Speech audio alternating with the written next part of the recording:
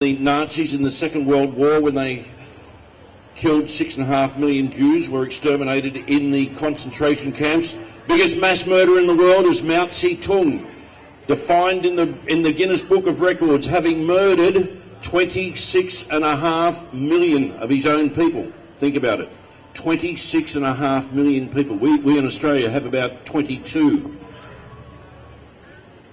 Those figures appeared in the Guinness Book of Record for 2 decades until they were removed by pressure of the United Nations with the vote of the China, who's on the Privy Council.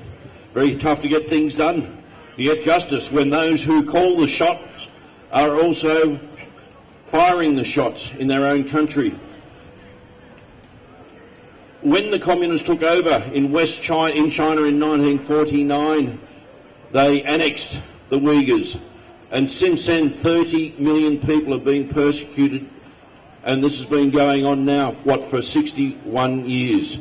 Ladies and gentlemen, would you please welcome from the Uyghur community to tell you more about it, a wonderful man. He's generally comes here every year to address you. Ladies and gentlemen, Kuranda Sayed.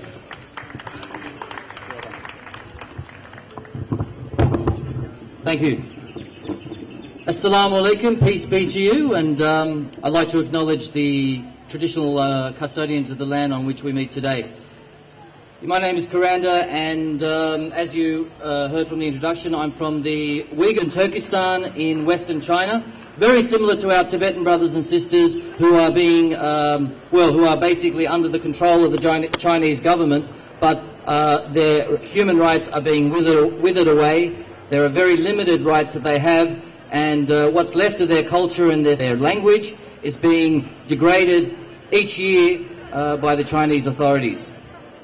But human rights is give us actually understand the importance and the meaning of human rights. Sometimes human rights here in Australia we take for granted. Many people enjoy the freedom of walking from Manly to, say, to Newtown, or not walking, but driving to Manly from Newtown, or going from Sydney to Melbourne, where there are no blockades, there are no checkpoints. Freedom of movement is very much taken for granted. We are free to speak our minds. We're here, we can say things that we want to say about the government, we can express our opinions. We take a lot of these rights for granted. In many countries around the world, these basic human rights that we take for granted are not available. In countries like Palestine, in Burma, in China, as we've mentioned, there are many, many people, such as the Falun Gong and other minorities, who are not given the basic freedoms to speak their mind, to speak the truth, and to say what everyone should say is to give us our rights back. So that's why it's very important that as a community here in Australia, we don't take these human rights for granted. It's very important that we we are active and that we continue to protect and preserve our human rights that here in Australia we enjoy so much. But as people in a free and open and democratic society, we have a duty we have a responsibility. Now, I really appreciate the fact that there are almost 100 people here celebrating the human rights and protesting about the human rights abuses around the world. But in reality, it is very sad. We should have 100,000 people here. We should have many more people here fighting and preserving our human rights. I understand there's only 7 days to go for Christmas, so people have got gifts on their mind, they've got people to invite, they've got parties to be had and festivals to be celebrated. But unfortunately, there are thousands of, if not millions of people who are living under oppression, who do not have the same freedom that we have now to celebrate Christmas with family and friends.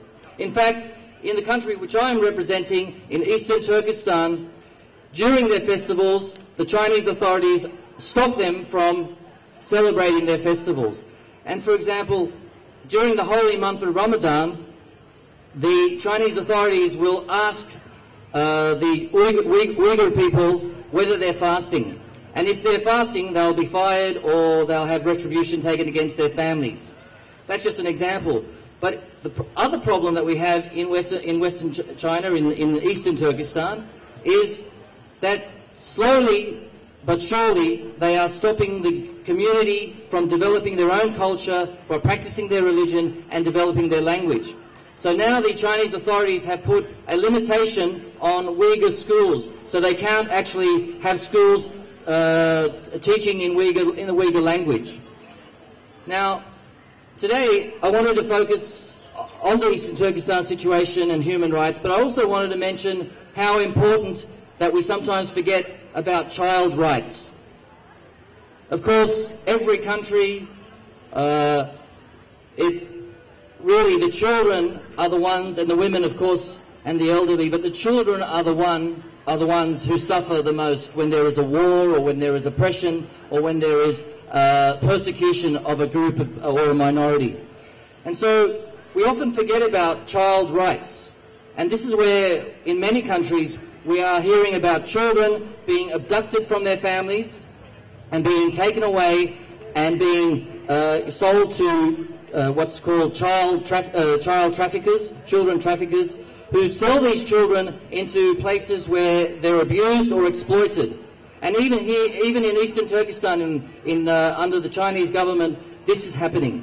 A lot of young children are being forced to Eastern China, where they're being worked in sweatshops, working in small factories for virtually nothing.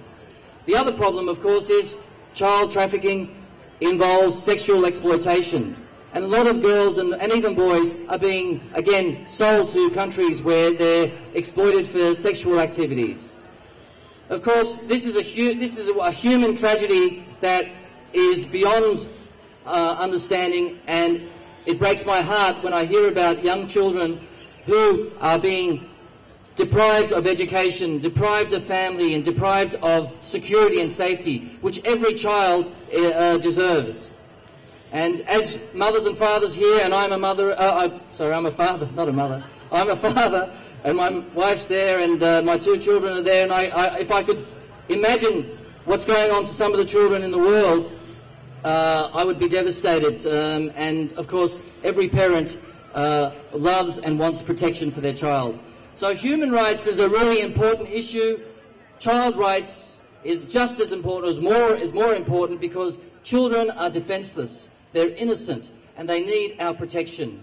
And that is why I think around Christmas time we should be thinking about the less fortunate people around the world who are suffering, and particularly on this day and on this occasion in which we've organised a march and a gathering, we should be talking about and thinking about how we can promote human rights, but also help those people who are in need.